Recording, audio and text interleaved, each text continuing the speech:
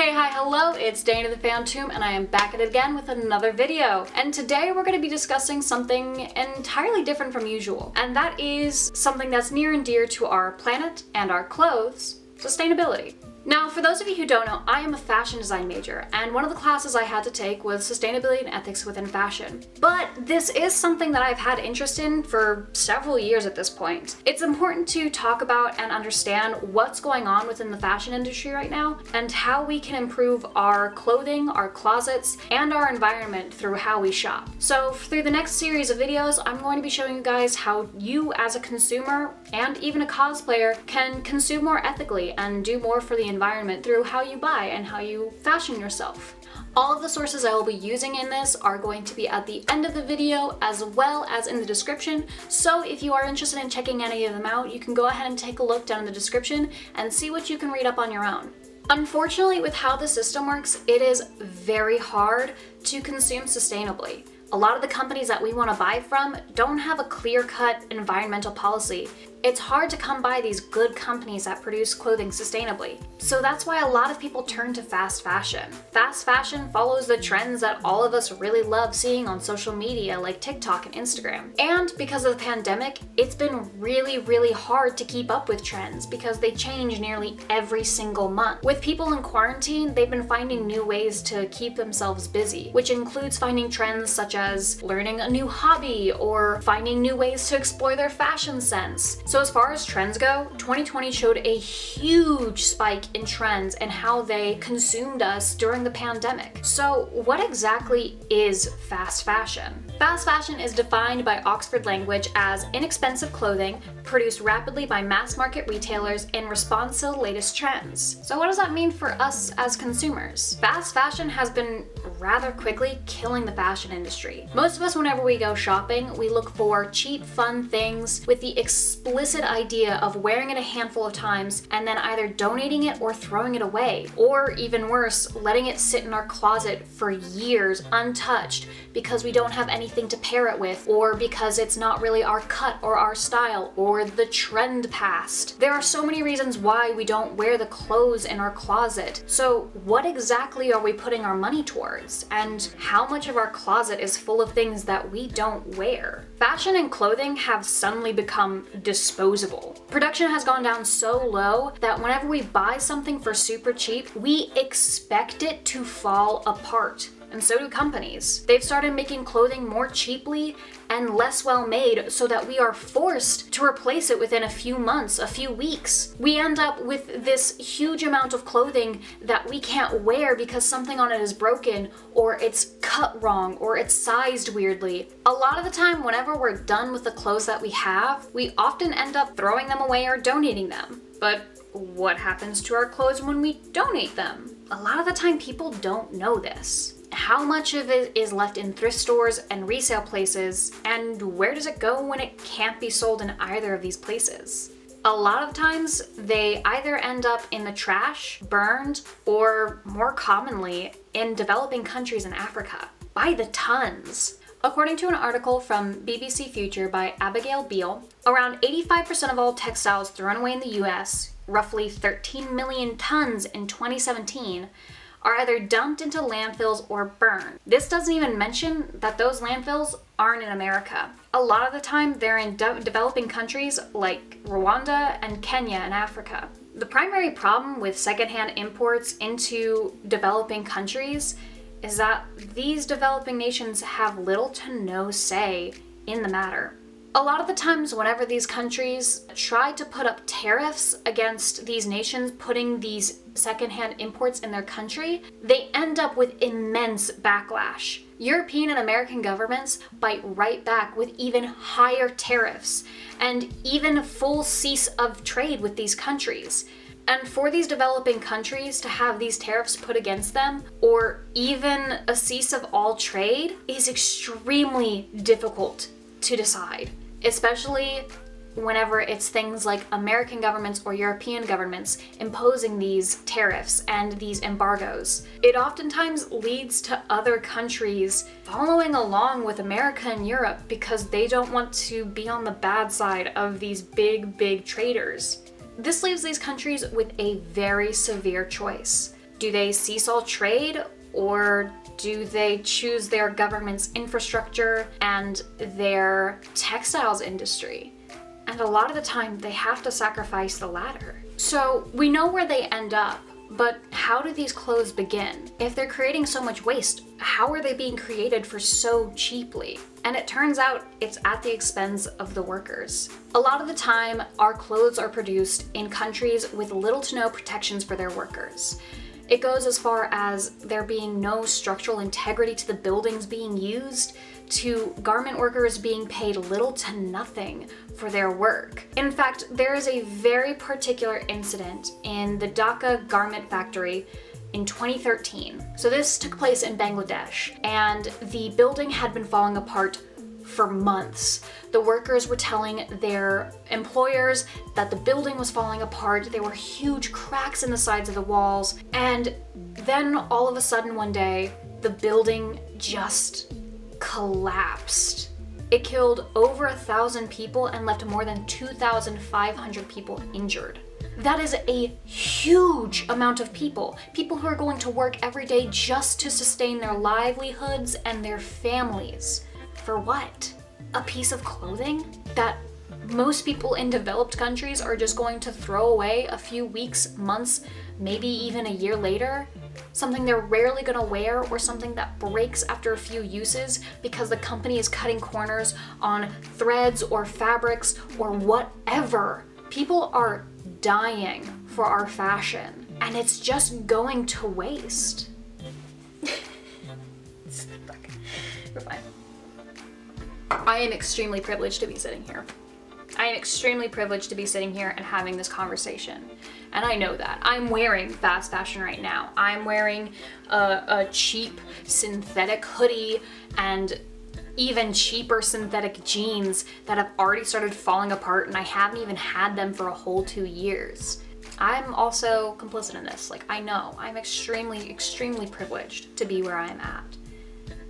But things gotta change. Something's gotta change. So why should it matter to you? Why should it matter to you where your clothes go at the end of the day? Why should it matter to you what workers are being paid or how they're being protected? Well, it matters in a lot of ways. For the workers, they're human beings too. They're people just trying to live in a world that's just trying to shut them out. As far as our clothing and how it's disposed of, it damages our environment to the point of no return.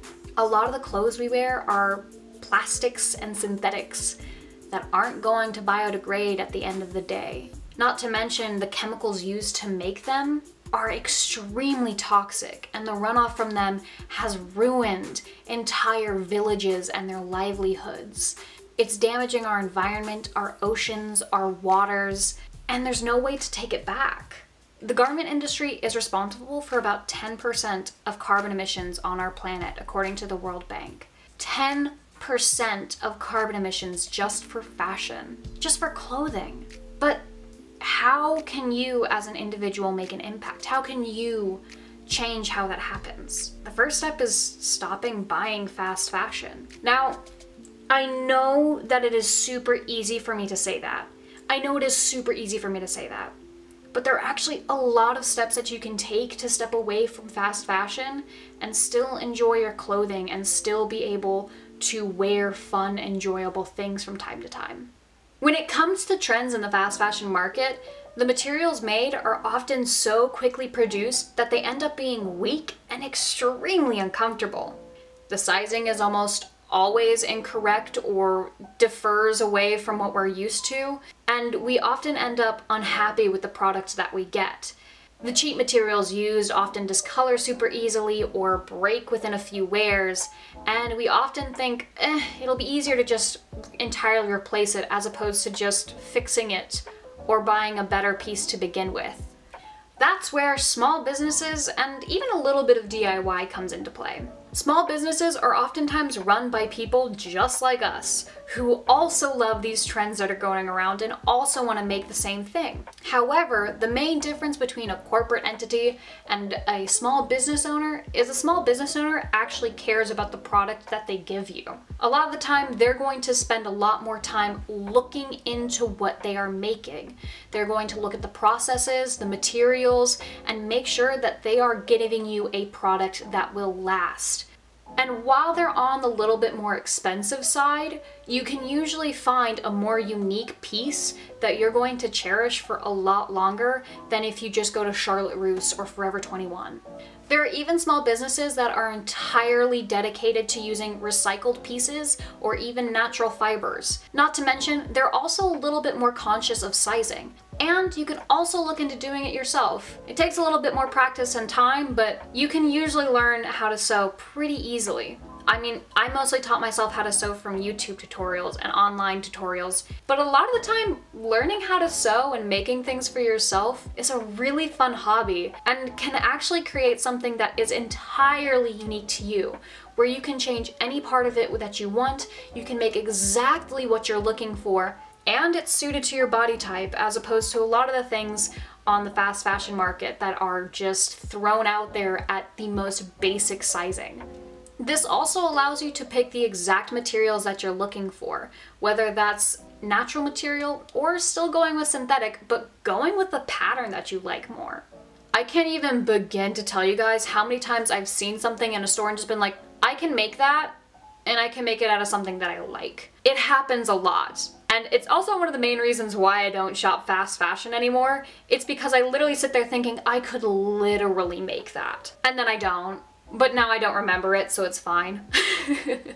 When it comes to following trends and picking out things that you enjoy from them, it's always a good idea to pause for a moment and think to yourself, okay, is this something that I actually like, or am I just following a trend? How often am I actually going to wear this? Do I own anything in my closet already that will go with this? Is this a color I wear very often? What do I have to buy in order to make this work? And even, how often am I going to wear a cut like this? Or is this a cut that I even like wearing very often? Taking a minute to step away from that impulse buy really helps you, one, with saving money and also with saving the environment. Now, I know what I'm bringing up is a lot of information, and it's a lot to take in and understand in one sitting. It's also overwhelming when considering everything else that's going on in the world. But it's all one step at a time. You can't just suddenly expect to stop doing all of the things that you were so commonly used to doing. And no one is expecting you to suddenly just drop everything and move into the sustainable lifestyle. A lot of people can't afford it. And no one is judging you for not living fully sustainably. It's understandable. Our society is entirely centered around fast fashion. It's okay if you need to take a little bit of time to slowly integrate it into your life. No one is blaming you for having to buy fast fashion. Sometimes it's the only way you can shop. Sometimes it's the only way that you can find clothes that suit you and are comfortable. And other times it's genuinely just a force of habit. There are ways to buy sustainably. Thrift shopping, secondhand stores, resale stores, things like that are oftentimes a great way to shop sustainably using things that have already been worn and loved before. It's always a good idea to learn simple mending and also simple stain removal. Things like that can really lengthen the life of your clothing, and it just makes it easier to continue enjoying the things that you have without having to just throw it away all of a sudden. I'm hoping with the next few videos that I can help you guys with tips and tricks on how to live sustainably and how to better improve your closet and your fashion ethics. But in the meantime, I want you to do something for me. I have a bit of a challenge for you guys. Go into your closet or your dresser and do an entire clothing inventory. Make a list of all of your clothes and count them up. How much of that do you actually wear versus how much of it just sits in your closet? And how much of it is something that you bought just because of impulse or because of a trend? Compile this list and post it on Instagram wearing an outfit that you don't get to wear very often but you absolutely love. And post it under the hashtag fashionably sustainable. I'm going to be doing the same thing, and I'll be sharing a few of them in my story. But this is a really, really good way to take a look at your closet and see how much you're consuming and how much stuff that you have that you don't necessarily need. What all can be donated, how much of it can be resold. All of these are amazing ways that you can figure out what the next best step is for you in your fashion journey. And it also is a fun way to just kind of see where everything lies in your closet and how much stuff that you forgot that you owned. Again, if you post that under fashionably sustainable, I'll be sharing a few of those in my story. The sources I use from this video are The Journey of Our Donated Clothes from The Perspective, Why Clothes Are So Hard to Recycle from BBC Future, How Much Do Our Wardrobes Cost the Environment from the World Bank, The True Cost directed by Andrew Morgan, and The Conscious Closet by Elizabeth L. Cline. I highly suggest that you watch The True Cost. It is a very good documentary and it shows a really important side of fashion industry.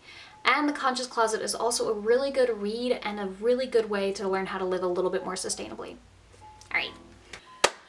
Okay, well, I think that about wraps it up for today. Thank you guys so much for watching. I really hope you enjoyed it. If you did, I would love it if you would leave a like down below, and it would be great if you could share this with your friends so that they can learn to live more sustainably as well. If you have any questions or you just want to put your inventory down below, feel free to use the comments and ask me questions. As always, you can find me on my social media platforms such as Instagram and Tumblr at TheFanTomb and Twitter at TheFanTombCause. Thank you guys again so much for watching. I really hope you enjoyed it. You can also feel free to subscribe to this channel if you want to see more from me, or if you want to follow along with this series of videos and see how you can live a little bit more sustainably. Thank you guys again so much for watching. I really, really appreciate it. I hope you guys have a wonderful day, wonderful week, wonderful year, and I'll catch you in the next video. Bye!